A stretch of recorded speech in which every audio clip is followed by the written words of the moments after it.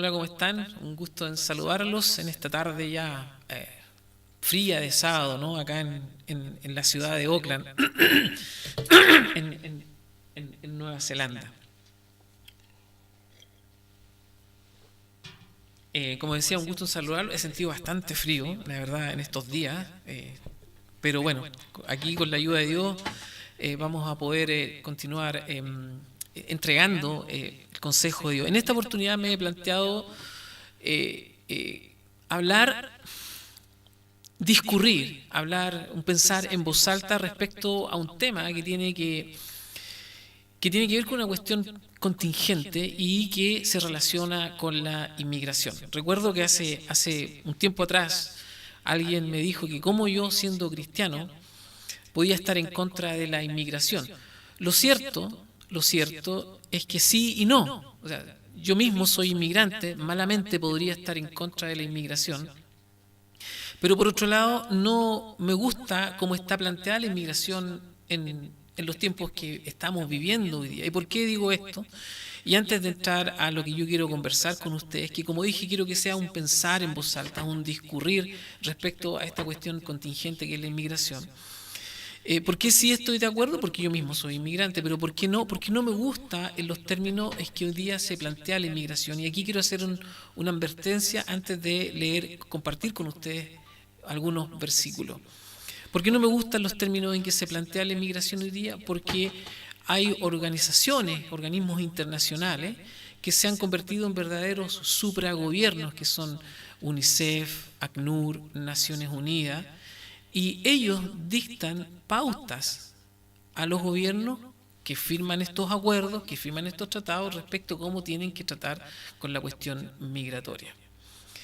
La otra advertencia que quiero hacer es que la Biblia no habla de inmigrantes ni tampoco habla de inmigración. La Biblia habla de extranjeros y forasteros. Y la Biblia tiene ciertas formas, no tiene una manera muy especial de tratar estos temas, porque aunque la Biblia, y aquí otra advertencia, aunque la Biblia no es un tratado migratorio o de leyes migratorias, sin embargo, en la Biblia podemos encontrar ciertos parámetros, ciertas directrices que nos indican cómo el pueblo de Dios en aquellos tiempos pretéritos lidiaba con la cuestión migratoria, o en este caso con los extranjeros y los forasteros.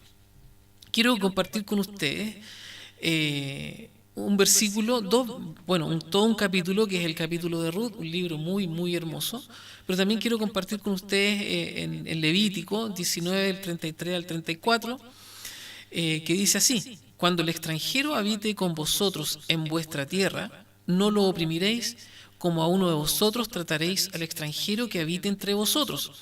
Y lo amarás como a ti mismo, porque extranjero fuistes en la tierra de Egipto, yo Jehová, vuestro Dios.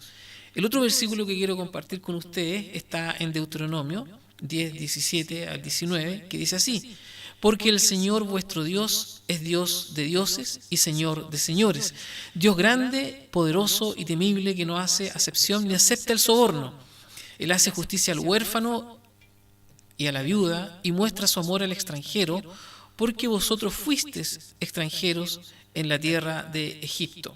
Y ahora quiero compartir con ustedes el capítulo 1 de Ruth, que es muy hermoso, porque nos da algunas pautas, nos da algunas directrices de cómo era el tema que tenía que ver con los forasteros o los extranjeros en esos tiempos. Si usted quiere usar la palabra migración, úsela, pero de eso se trata el tema. Y aquí, de este hermoso libro, podemos encontrar algunos lineamientos generales de cómo funcionaba el asunto con los forasteros o los extranjeros en aquellos tiempos. En el capítulo 1 de Ruth dice lo siguiente: aconteció en los días que gobernaban los jueces que hubo hambre en la tierra, y un hombre de Belén de Judá fue a vivir a los campos de Moab con su mujer y sus 2 hijos. Aquel hombre se llamaba Elimelec y su mujer Noemí. Los nombres de sus hijos eran Malón y Quelión, efrateos de Belén de Judá. Llegaron pues a los campos de Moab y se quedaron allí. Murió Elimelec, marido de Noemí, y quedó ella con sus 2 hijos, los cuales se casaron con mujeres moabitas. Una se llamaba Orfa y la otra Ruth, y habitaron allí unos 10 años. Murieron también los 2, Malón y Quelión, quedando así la mujer desamparada, sin sus 2 hijos y sin su marido. Entonces se puso en marcha con sus nueras y regresó de los campos de Moab, porque oyó en el campo de Moab que Jehová había visitado a su pueblo para darle pan. Salió pues del lugar donde había estado y con ella sus 2 nueras y comenzaron a caminar para regresar a la tierra de Judá. Y Noemí dijo a sus 2 nueras: andad, volveos cada una a la casa de su madre, que Jehová tenga de vosotros misericordia, como la habéis tenido vosotras con los que murieron y conmigo. Os conceda Jehová que halléis descanso, cada una en casa de su marido. Luego las besó, pero ellas, alzando su voz y llorando, le dijeron: ciertamente nosotras iremos contigo a tu pueblo. Noemí insistió: regresad, hijas mías, ¿para qué vendríais conmigo? ¿Acaso tengo yo más hijos en el vientre que puedan ser vuestros maridos? Regresad, hijas mías, marchaos, porque yo soy demasiado vieja para tener marido. Y aunque dijera: todavía tengo esperanzas, y esta misma noche estuviera con algún marido y aún diera a luz hijos, ¿los esperaríais vosotras hasta que fueran grandes? ¿Os quedaríais sin casar por amor a ellos? No, hijas mías, mayor amargura tengo yo que vosotras, pues la mano de Jehová se ha levantado contra mí. Alzaron ellas otra vez su voz y lloraron. Orfa besó a su suegra, pero Ruth se quedó con ella. Noemí dijo: mira, tu cuñada ha regresado a su pueblo y a sus dioses, ve tú tras ella. Ruth respondió: no me ruegues que te deje y me aparte de ti, porque a donde quiera que tú vayas, iré yo, y a donde quiera que vivas, viviré. Tu pueblo será mi pueblo y tu Dios mi Dios. Donde tú mueras, moriré yo, y allí seré sepultada. Traiga Jehová sobre mí el peor de los castigos, si no es solo la muerte lo que hará separación entre nosotras 2. Al ver Noemí que Ruth estaba tan resuelta a ir con ella, no insistió. Anduvieron, pues, ellas 2 hasta llegar a Belén. Cuando entraron en Belén, toda la ciudad se conmovió por su causa y exclamaban: ¿no es esta Noemí? Pero ella les respondía: no me llaméis Noemí, sino llamadme Mara, porque el Todopoderoso me ha llenado de amargura. Me fui llena, con las manos vacías, me devuelve Jehová. ¿Por qué aún me llamáis Noemí, si ya Jehová ha dado testimonio contra mí y el Todopoderoso me ha afligido? Así regresó Noemí y con ella su nuera, Ruth, la moabita. Salieron de los campos de Moab y llegaron a Belén al comienzo de la cosecha de la cebada. Oremos. Señor, te pedimos que nos ayudes en esta hora para tratar un tema sensible, para tratar un tema complejo. Te pedimos que prepares nuestras mentes y corazones y nos ayudes a entender esto tan importante y contingente en el día de hoy. Te alabamos y te bendecimos en el nombre de Jesús. Si mal no recuerdo, en el año 2023, Alemania quería deportar a cerca de 1 millón de inmigrantes ilegales.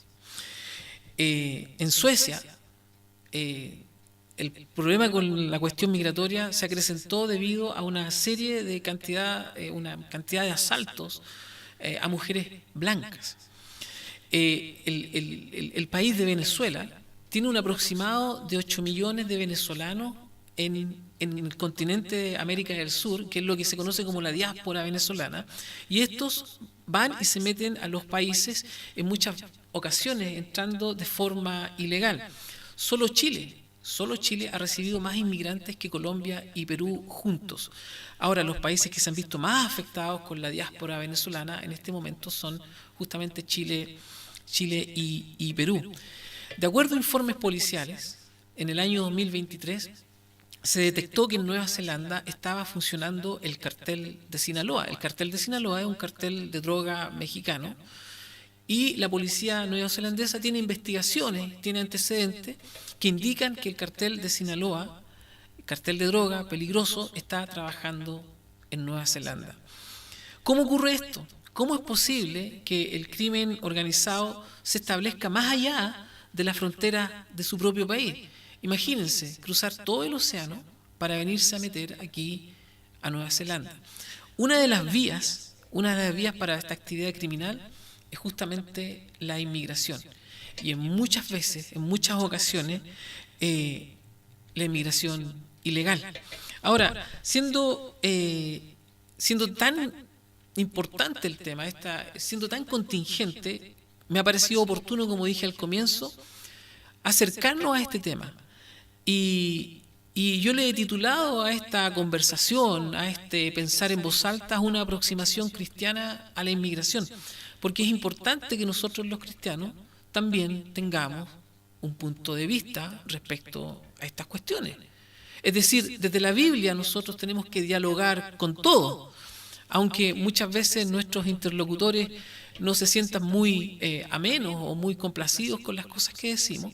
Nosotros estamos obligados a tener una opinión en todas las áreas, en todas las esferas de la vida, porque tenemos como misión además llevar el Evangelio. Y si no logramos entender estos fenómenos, muy difícilmente podemos acercarnos a la gente con una palabra de consuelo, con una palabra de amistad, de amor, pero también con una palabra de arrepentimiento. Por eso que en esta oportunidad, le reitero, quiero acercarme al tema migratorio, pero esta aproximación será una aproximación cristiana a la cuestión migratoria. Pero para que no olviden, quiero hacer unas advertencias que algo ya mencioné al comienzo. En primer lugar, la Biblia no es un tratado migratorio. La Biblia no es un libro que hable de leyes migratorias, de cómo tiene que comportarse usted aquí o allá. En segundo lugar, en la Biblia no aparecen los términos inmigración, inmigrante. Sin embargo, aparecen términos paralelos, aparecen términos sinónimos que son forastero o extranjero, que son las palabras que la Biblia usa para describir a aquellos que se mueven de un país a otro o incluso dentro de su propio territorio. En la Biblia, en aquellos tiempos tampoco estaban estos organismos internacionales que eran Naciones Unidas, ACNUR, que es la Organización Internacional para el tema de los refugiados, no estaban allí presentes, de tal forma que no habían estos supragobiernos que les decían a los países qué hacer o no hacer en cuestiones migratorias. Y quiero dividir esto en 3 puntos, quiero aproximarme esto en 3 puntos. Uno es la actitud que debe tener el que recibe al inmigrante. Hablemos del país, hablemos de la nación, aquellos que reciben al inmigrante. En segundo, quiero que analicemos un poquito el drama humano de la inmigración, porque es un drama sin duda. Y en tercero, la actitud que debe tener el que vive como inmigrante. Por ejemplo, en el caso nuestro, en mi caso, yo mismo soy inmigrante y tengo que cumplir ciertas normas, tengo que no solo ser cristiano, sino que tengo que cumplir ciertas normas, porque estoy en un país que me acogió, estoy en un país que me dio su ciudadanía, entonces tengo que hacer ciertas cosas. Entonces, el tercer punto será la actitud que debe tener aquel que vive como inmigrante, en este caso, el inmigrante cristiano. Ahora, en Levítico 19, del 33 al 34, dice claramente, se lo leo nuevamente, dice: cuando el extranjero habite con vosotros en vuestra tierra, no lo oprimiréis, como a uno de vosotros trataréis al extranjero que habite entre vosotros, y lo amarás como a ti mismo, porque extranjero fuisteis en la tierra de Egipto, yo Jehová vuestro Dios. ¿Cuál es la palabra interesante que aparece en este versículo? ¿Cuál es la advertencia que nosotros encontramos en estos versículos que acabamos de leer, en estas frases tan breves, pero que son tan decidoras? La advertencia es: no lo oprimiréis. ¿Pero por qué dice la Biblia no lo oprimiréis? ¿Por qué la Biblia hace este alcance cuando un extranjero viva? Estamos hablando de aquel que recibe al inmigrante. Estamos hablando de aquel que es local, si usted quiere. Aquel que es local y que está viendo cómo llega gente. La Biblia nos hace una advertencia en el Antiguo Testamento y que tiene que ver con la opresión. De hecho, dice con claridad: no lo oprimiréis. ¿A quién? Al que viene a tu tierra. La idea de este versículo es muy sencilla y clara. Y la advertencia es: no lo oprimas. ¿Por qué? Porque tú también fuiste extranjero. Tú también viviste como forastero en un país determinado, en una nación determinada. Fuiste forastero en Egipto, te fuiste de forastero, extranjero o de inmigrante a la tierra de Ur de los caldeos. En fin, cuando estabas allá, fuiste atendido, fuiste recibido, te trataron de una forma especial, distinta, en fin. Y la Biblia dice, y hace este alcance, no lo oprimas. Básicamente es una suerte de advertencia. ¿Por qué razón? Porque quien normalmente se encuentra en una posición de, digamos, cómoda, que es el anfitrión, digamos, el que está en el país, el local, normalmente cuando alguien está en esa posición, una posición de poder, digamos, una posición de comodidad, o que ya ha alcanzado algo en la vida, a aquel que viene llegando tiende a oprimirlo, tiende a abusar de esa persona, porque ese que viene llegando está en una situación de vulnerabilidad, está en una situación compleja, quiere quedarse en el país. Entonces la idea aquí, la advertencia que Dios hace es: no uses lo que ya tienes, tu posición, tu situación social, no uses las empresas que tú tienes, no uses tu estatus, no uses la ventaja que tienes porque sabes el idioma mejor, porque es tu propio idioma. No uses todas esas cosas como ventaja para oprimir, para sacar partido del que viene llegando. Esa es la idea del versículo que acabamos de leer. Entonces, ¿por qué Dios le hace esta advertencia al pueblo de Dios, a nosotros? Porque es muy normal en el ser humano sacar ventajas, pues. Es muy normal en el ser humano aprovecharse del que está en desventaja. Suele ocurrir en esas cosas, pues, ¿eh? Entonces, la idea del versículo es que no saquemos partido, no saquemos ventaja del que viene llegando. ¿Ah? Ahora, cuando leemos Deuteronomio, que es muy interesante también, el versículo que acabo de, el otro versículo que compartí con ustedes, es muy interesante, porque aquí nos amplía la idea. ¿Ah? Porque existe la idea, la impresión, ¿no es cierto?, de que, claro, viene llegando y uno tiene que prácticamente tirarle alfombra roja al que viene llegando, ¿no? Como alguna vez han tratado de sugerir a algunos conmigo, como me dijeron: ¿cómo usted, siendo cristiano, está en contra de la inmigración? Enojados me dijeron, ¿no? Entonces existe la idea de que hoy día, al que llega prácticamente se le deben abrir las puertas de par en par, no importa si entró por la puerta del aeropuerto o si entró por la puerta de atrás, no importa. Pero no es así, pues, no es así.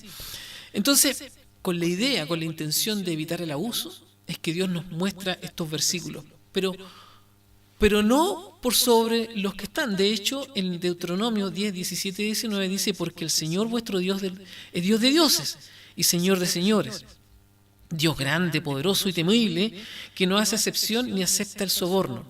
Él hace justicia al huérfano, a la viuda, y muestra su amor al extranjero, porque vosotros fuisteis extranjeros en la tierra de Egipto. Aquí pone al que viene llegando en este versículo al mismo nivel del local, al mismo nivel del que está ahí en la casa, al mismo nivel del que es tu compatriota, tu connacional, lo pone al mismo nivel. Entonces, lo que básicamente está diciendo es que tenemos que ser efectivamente hospitalarios con el extranjero. Lo que está diciendo es que tenemos que acoger al extranjero, porque alguna vez vosotros fuisteis también extranjeros o inmigrantes. En el caso nuestro como cristianos, nosotros somos peregrinos. Nuestra ciudadanía está en los cielos. Tenemos doble ciudadanía. Tenemos la que tenemos aquí en la tierra y la que está en el cielo. Entonces el versículo está diciendo con claridad meridiana al extranjero que viene llegando: como tú alguna vez lo fuiste y sabes lo que eso significa, entonces no lo oprimas, no abuses, no saques partido. Pero, y esto es lo interesante, pero,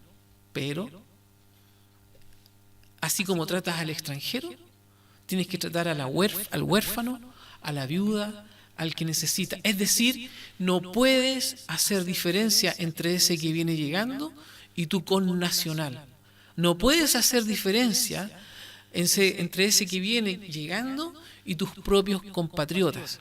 Si tratas bien al que viene llegando, entonces del mismo modo tienes que ocuparte y preocuparte del que está a tu lado, de tu prójimo. Es decir, como dice aquí el versículo, de la viuda, del necesitado, del menesteroso.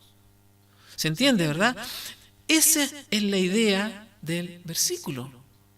O sea, el que está en la casa, el que es el natural del país, ante la llegada de inmigrantes, no puede hacer diferencia, ¿verdad? No puede hacer ningún tipo de diferencia, pero tampoco puede dejar de lado al connacional, al compatriota. Debe tratarlo de igual forma. No puede tratarlo mejor al que viene llegando que al que tiene al lado, porque finalmente la caridad comienza por casa.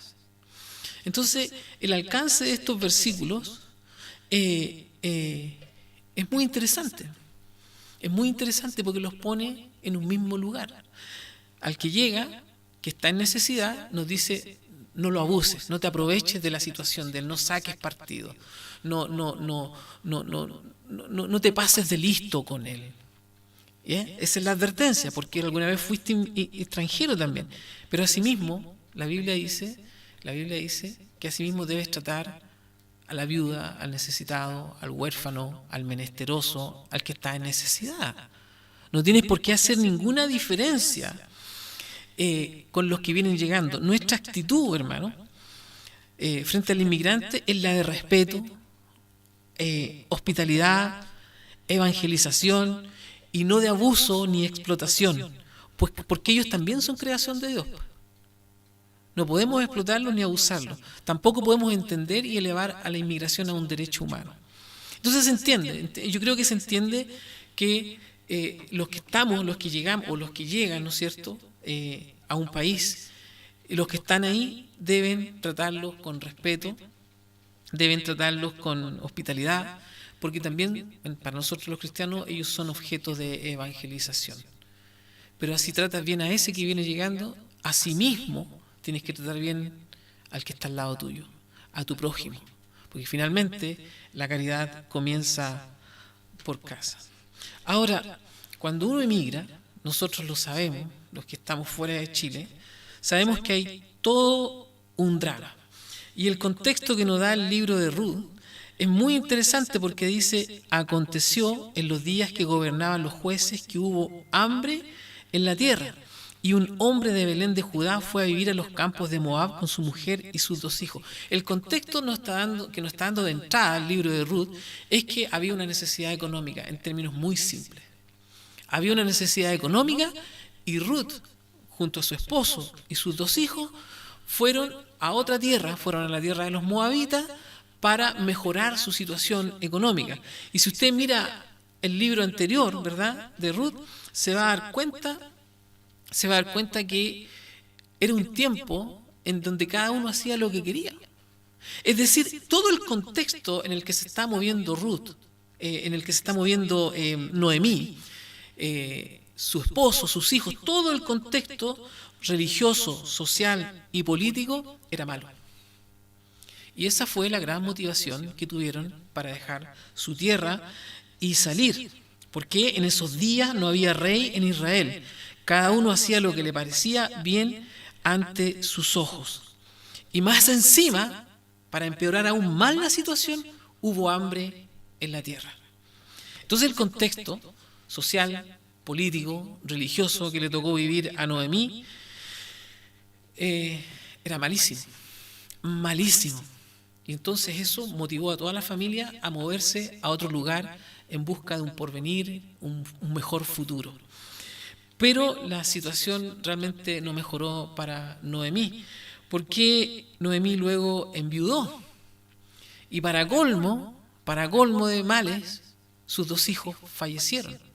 Y con todo lo que quedó Noemí fue con sus 2 nueras. La situación no podía ser más mala para este inmigrante. La situación no podía ser peor para este inmigrante, porque ya no estaba el que la tenía que cuidar, que era su marido, no estaba el que la sostenía, el que la protegía, el que la cuidaba, ya no estaban sus hijos, que a la ausencia del padre tenían que asumir esa responsabilidad, no estaban sus hijos, más encima había hambre en la tierra, más encima la situación política, religiosa, social era mala, y para peor estaba en un país que no era el de ella. O sea, todo malo para esta inmigrante. Entonces aquí a Noemí se le viene el mundo encima. Entonces decide volver. Y volver derrotada, viuda y sin hijos. Y más encima, piensen ustedes la situación dramática de una mujer en esos tiempos. Si a veces hoy día la situación es difícil, aún para nosotros, los padres de familia, imagínense cómo era la situación para una mujer en aquellos tiempos. Compleja, complejísima. Entonces Noemí decide volver a su país, sin nada, con sus 2 nueras. Fue un completo fracaso. Pero lo interesante, y tengo que mencionarlo, porque aunque quiero hablar de la inmigración, pero tengo que mencionar de todas formas que Dios estaba obrando en la vida de Noemí. Dios no la había abandonado. Por eso le invito a leer todo el libro de Ruth. Dios no la había abandonado y Dios estaba trabajando en favor de Noemí. La Biblia, en los versículos 6 y 7, es muy interesante, usa la palabra regresar y volver. Y esto es bien bonito porque el escritor bíblico quiere darnos a entender que por medio de toda esta situación que estaba viviendo esta inmigrante de fracaso, que le había ido mal, que había enviudado, en medio de toda esta situación, Dios se está moviendo de tal forma que ella no solo va a volver a su ciudad, a su pueblo en forma física, sino que ella también iba a volver también a la comunión con Dios. Dios se valió de esta situación para que finalmente Noemí volviera a la cercanía con Dios, a ser cuidada y protegida por Dios, su verdadero Padre, su verdadero sostén, aún en momentos complejos y difíciles. Muchas veces Dios en su soberanía usa estas situaciones amargas, ¿no es cierto?, para que nosotros, como el hijo pródigo, podamos alzar los ojos al cielo y decir: Padre, he pecado contra el cielo, contra ti, y ya no soy digno de ser llamado tu hijo. Dios obra de manera que nosotros no nos damos cuenta. Hay un dicho por ahí, un refrán, no sé cómo llamarlo, pero dicen que Dios obra en recto en caminos curvos y también obra a pesar de nosotros. Muchas veces Dios se vale de nuestro fracaso para que alcemos nuestros ojos al cielo y le pidamos perdón y corramos a los brazos del Señor. Noemí estaba viviendo todo un drama y era incapaz de ver la mano de Dios en todo esto. Llámenme amarga, decía Noemí cuando volvió a Belén, ¿verdad? Decía: porque el Señor a mí me abandonó. Eso es lo que decía. Hermanos, ser inmigrante, queridos amigos, ser inmigrante de verdad que es todo un drama. Uno no sabe qué va a pasar, uno no sabe si va a volver. Los seres queridos parten muchas veces lejos uno está lejos en otra tierra y de pronto llega la noticia de que falleció un hermano, un tío, un padre, en fin, tantas cosas. La inmigración es todo un drama, pero vemos aquí, en este cuadro maravilloso, cómo Dios está obrando a favor de Noemí, aún en medio de su tragedia y en medio de su fracaso como inmigrante. Ahora, Dios permitió que Ruth permaneciera al lado de Noemí. Y aquí es muy interesante, porque Ruth también, al momento de volver, se convirtió en una inmigrante. Y peor aún, para Ruth, era moabita. No tenía nada que ver con el pueblo de Dios, aunque estaban emparentados por muchos años atrás por el tema de Lot, pero no tenía nada que ver. Entonces Ruth se arriesgaba a una soltería completa y prácticamente a morir ahí con su suegra, ¿verdad? Porque no era judía, era de otro pueblo y además también estaba en una condición migratoria deficiente, mala. Entonces, ¿cuál es la actitud que debe tener el que vive como inmigrante, es decir, el que llega, ¿no es cierto?, como a vivir a otro país? Noten ustedes lo que ocurre cuando Noemí les dice a sus nueras que regresen a su tierra: regresad, hijas mías, marchaos, porque yo ya soy demasiado vieja para tener marido, ¿verdad? Ahí está toda esta discusión, esta conversación, dolorosa, por cierto, y aunque dijera: todavía tengo esperanzas, y esta misma noche estuviera con algún marido, y aún diera a luz hijos, ¿los esperaríais vosotras hasta que fueran grandes? ¿Os quedaríais sin casar por amor a ellos? No, hijas mías, mayor amargura tengo yo que vosotras, pues la mano de Jehová se ha levantado contra mí. Se pensaba en esos tiempos que cuando te iba mal en la vida, era Dios quien te estaba castigando, ¿ya? Pero no era el caso de Noemí. La situación compleja que estaba atravesando ella se debía a que ellos quisieron buscar un mejor pasar. Recuerden ustedes que la situación política, social, económica era desastrosa, y más encima había hambruna en la tierra, y esa la movió a moverse. Mira, le dice a Ruth, tu cuñada ha regresado a su pueblo y a sus dioses, ve tú tras ella. Y esto es muy importante, aquí yo quiero que prestemos atención, porque lo que Ruth le responde a Noemí, siendo ella una extranjera, siendo ella una moabita, siendo ella un inmigrante, si usted quiere, es muy interesante. No me ruegues que te deje y me aparte de ti, porque a donde quiera que tú vayas, iré yo, y donde quiera que vivas, viviré. Tu pueblo será mi pueblo, y tu Dios mi Dios. Donde tú mueras, moriré yo, y allí seré sepultada. Traiga Jehová sobre mí el peor de los castigos, si no es solo la muerte lo que hará separación entre nosotras dos. Al ver Noemí que Ruth estaba tan resuelta a ir con ella, no insistió. Y aquí quiero hacer un pequeño paréntesis. Referirme un poquito al caso de Dina, la hija de Jacob. Dice la Biblia que Dina salió a conocer las hijas del país y ahí le pasó algo muy malo. Entonces los hermanos de Dina, ¿verdad?, los hijos de Jacob, para arreglar el problema, le dijeron al príncipe de la tierra, de aquella tierra en donde Dina había sido usada, le dice, mire, de la única forma, estoy simplificando esto, de la única forma en que ustedes puedan arreglar este problema es que se hagan israelitas, que se hagan parte del pueblo de Dios. ¿Y cómo se hace eso? Por medio del rito de la circuncisión, en donde además estaba representada la mujer. ¿Qué significaba hacerse parte del pueblo de Dios y obtener la ciudadanía por medio del rito de la circuncisión? Significaba que usted iba a asumir las leyes, las iba a respetar, las leyes del pueblo de Dios. Significaba además que usted, frente a una eventual guerra, salía a defender, tendría que salir a defender al pueblo de Dios. Significaba una serie de cosas que venían con la ciudadanía. Entonces, hecho este paréntesis, fíjese lo que le dice Ruth a Noemí, lo reitero. No me ruegues que te deje y me aparte de ti, porque de donde quiera que tú vayas iré yo, y donde quiera que vivas viviré.